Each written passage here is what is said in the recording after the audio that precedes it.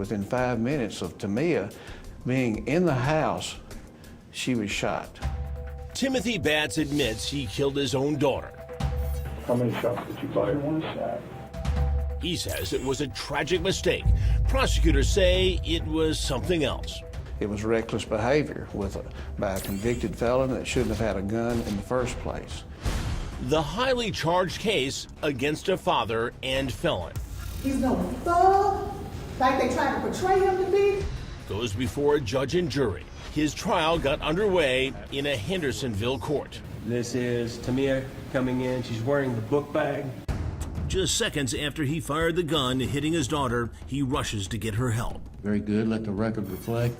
Jurors were presented two very different pictures of the Tennessee dad, who tearfully took the stand to recount his last conversation with Tamia on their way to the hospital.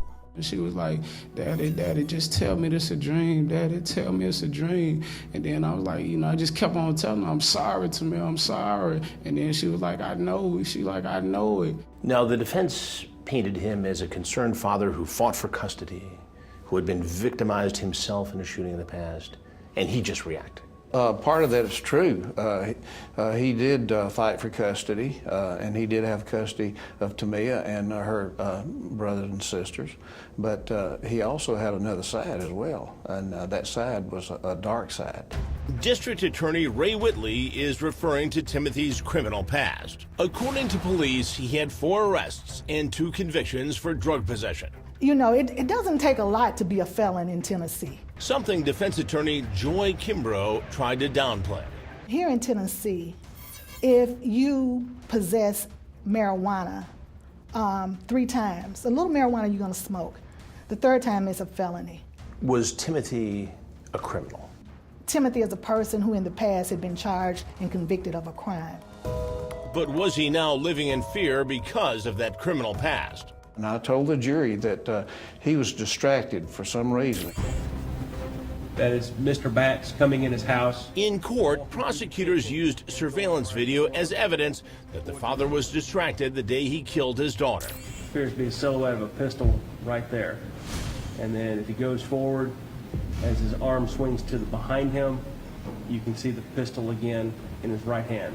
Prosecutors say it was the gun used to kill Tamia. He came home and he was walking around in the house with a cell phone up to his left ear and a loaded gun. And the gun was loaded with 22 rounds of ammunition.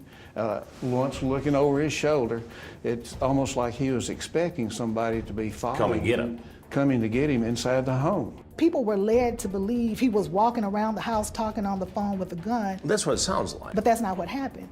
The defense claimed the gun belonged to Timothy's cousin, who had left it at his house just 2 days earlier.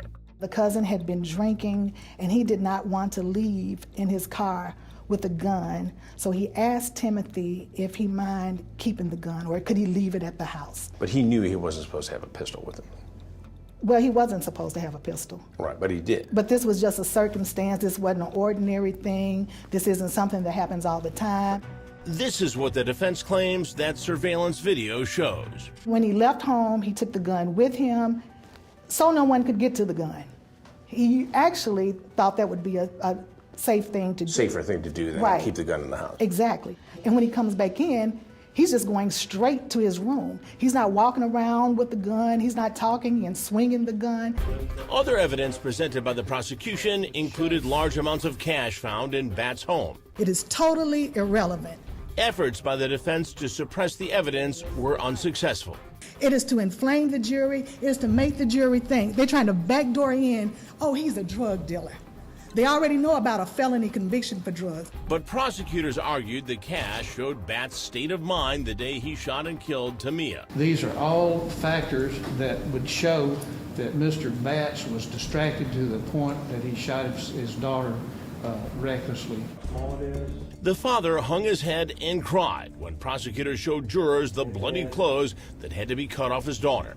An apparent bullet hole here at the top of this blood. The defense called Timothy Batts to the stand, and he told the court in his own words how he mistakenly shot his daughter. At the edge of the door, she jumped out from the side of the wall and say, wow, and as if to scare me. And the gun was in my hand and it just went off. And I realized it was Tamia. I'm like, Tamia, please tell me you're not hit. His lawyer said he had reason to be extra cautious that day. She showed jurors 6 bullet wounds he got from a shooting 6 years earlier. During closing arguments, the defense said Batts was simply a father who made a terrible mistake and panicked. He's no thug, like they try to portray him to be. He is a human being with 4 little children, 1 that died, 3 little children now. He is a man that's been beat up on enough. He is a man that's taken 6 shots in the back and in the back of his head. He's been beat up on enough. I ask that you find him not guilty. While prosecutors zeroed in on the reckless homicide charge. The defendant, Timothy Batts, fired without looking. That's why all of us are here today, and Tamia Batts is not. After 9 hours of deliberations, jurors found Timothy Batts not guilty of tampering with evidence, guilty of being a felon in possession of a firearm, but were deadlocked on the charge of reckless homicide. Juror number 1, I assume that you are hung on count 1, is that correct? Yes, sir. Just one kept prosecutors from winning a conviction. Did the foreman say why this one juror held out? She just did. She was not going to vote guilty. Rather than retry Batts, a plea bargain was reached. We agreed that whatever, if he were to plead guilty to, as charged to reckless homicide, that we would recommend to the judge that that charge would run concurrently at the same time with the felon in possession of a firearm charge. With time already served, he could be granted parole in a matter of months. Was justice served in this case? It was. It definitely was, because he has been held accountable. He did plead guilty to reckless homicide. He is serving 4 years. Was the sentence just in this case? Not to me, not to Timothy, not to his kids, not to his mother. Should he have custody of his other children when he gets out of prison? He made one horrible, horrible mistake. He has had a history of being involved with drugs, but that's certainly not any business of mine at this point. Surely he's learned a lesson. Well, bye YouTube. Hope you love my video. Since Batts' prison sentences were ordered to be served concurrently, he'll be eligible for parole in the fall of next year.